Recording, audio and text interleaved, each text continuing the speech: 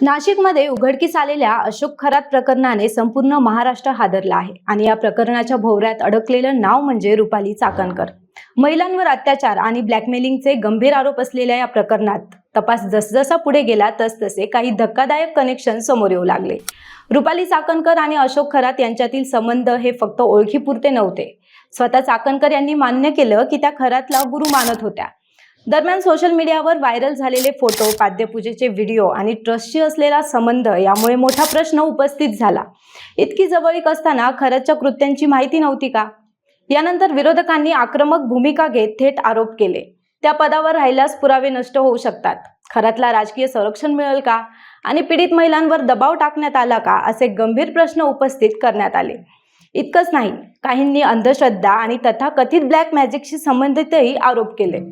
या सर्व पार्श्वभूमीवर सोशल मीडियावर संताप उसळला, राजकीय दबाव वाढत गेला आणि महिला आयोगाच्या भूमिकेवर मोठं प्रश्नचिन्ह उभं राहिलं आणि अखेर या सर्व आरोपांच्या पार्श्वभूमीवर त्यांनी आपल्या पदाचा राजीनामा दिला। मात्र चाकणकर यांनी सर्व आरोप फेटाळत स्पष्ट केले की मी त्याला गुरु मानलं होतं, पण त्याचे गुन्हे माहीत नव्हते, तसेच मला टार्गेट केलं जात आहे असंही त्यांनी म्हटलं। निष्पक्ष तपास व्हावा म्हणूनच मी राजीनामा दिला असं त्यांचं म्हणणं आहे।